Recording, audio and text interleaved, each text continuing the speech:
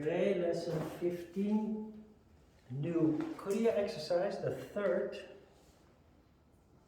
Kriya exercise, described in the Hatha Yoga Pradipika, chapter 2.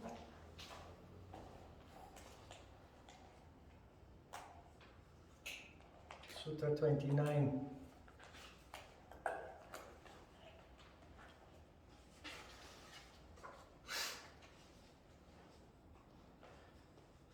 Then Neti is described. Insert through the nasal passage a smooth thread of the length of a handspan, about 9 inches, and draw it out through the mouth. This is called Neti by the Siddhas. You have a Neti pot at home? Many people who are serious about their yoga practice, they have at some point a Neti pot. A Neti pot is like a small teapot. You fill it with lukewarm water and you rinse your sinuses by pouring water into the nostrils. It is described here as putting a thread through the nostril, taking it out through the mouth. Then some yogis in India, to make it look very mysterious, they take a little adder, a little snake, which they enter through the nostril and pull out through the mouth. Of course, you should read this in the same vein as Dauti and Vashti. And not only that, if you follow these texts literally and you swallow a piece of cloth and you suck in water through the anus and expel it, and you put a thread through the nostril, pulling it out through the mouth, there is no coherence there.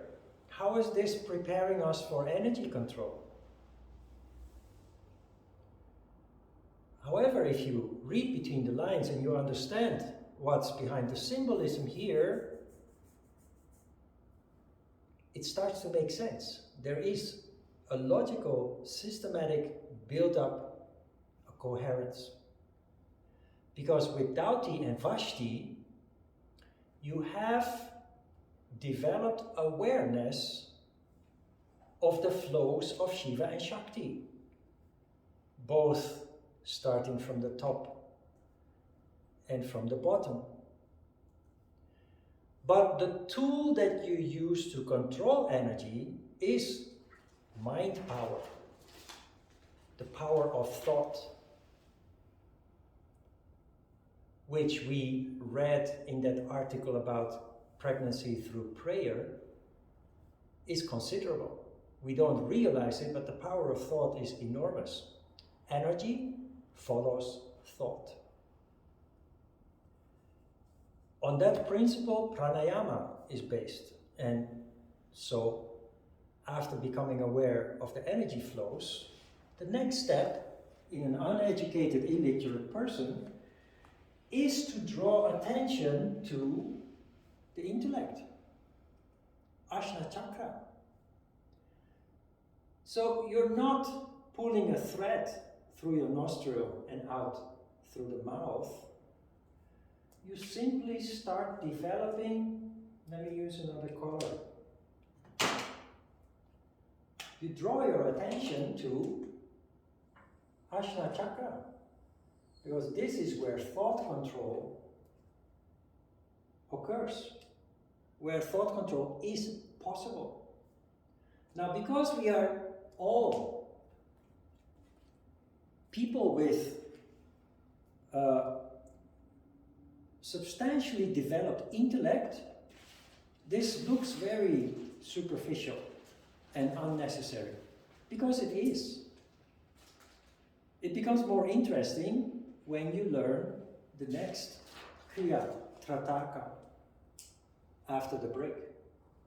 But considering the time that this was written, this is aimed at people who are not educated. They start their yoga with physical training and then gradually evolve towards developing intellect. We have nada for this. Simply let nada draw your attention to Ajna Chakra. That is symbolically described as drawing a thread through the nostril and out through the mouth. Let's have a look at the next sutra.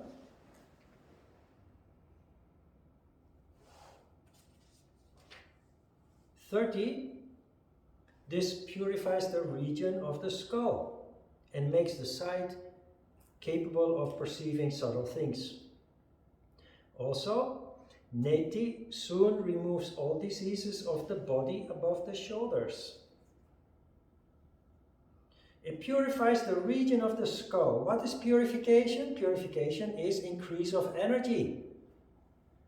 People who are intellectually not developed at all, they have no energy in the intellect. And intellect starts to manifest when we feed it with energy. How do you do that? By focusing on that area. Energy follows thought. If you persistently, regularly project energy in and around Ajna Chakra, over time, the intellect will manifest. Our education system is basically designed to do just that. So the government wants you for 15 to 20 years of your young life to manifest Ajna Chakra intellect through education. Not the way yogis did, by concentration meditation, but by mental activity, by reading, writing, trying to comprehend text, debating, discussing, etc. Mental activity, intellectual activity. And it takes many years to fully manifest. That is the purification of the skull. It makes the sight capable of perceiving subtle things. Sight here is not your eyes, it's your sixth sense. Being able to receive or perceive subtle vibrations, but also in the long term it will lead to a form of clairvoyance. We talked about that last week. After I turned off the camera, I also gave you some examples of dreams, for example, predicting events that are going to happen. That is what develops as a result of energy going to Ajna Chakra, manifesting intellect. And it soon removes all diseases of the body above the shoulders. Now, imbecility is considered to be one of those diseases. Imbecility is simply a lack of intelligence, which of course the majority of people suffered from in the past. Lacking any form of education, simply in daily life being busy to survive using their physical body. But for us as modern people, diseases above the shoulders are depression, especially mental issues. A lot of people are suffering from depression because we are intellectually developed. There are few people suffering from imbecility, but while we have been educated, trained to manifest intellect on a high level, Ajna Chakra on a high level, we have not learned to do that while maintaining sattva, harmony. And as a result, we are highly intellectually evolved, but still with this tendency for energy to contract, to condense towards the bottom, which leads to tamas in the intellect, causing negative thought.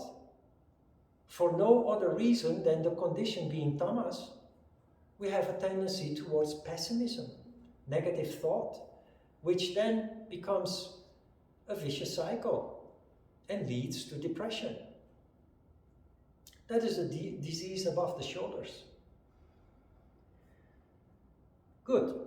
So we start with Dauti, Vashti, and then we simply concentrate on Nada. We've already done that. That's why I said a little before that it appears to be rather superficial, because we already are beyond the point that we actually need to bring our attention to Ajna Chakra with our education system.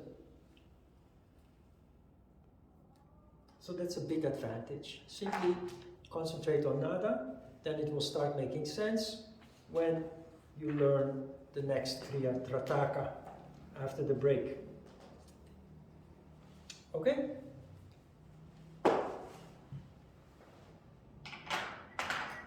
"20 minutes.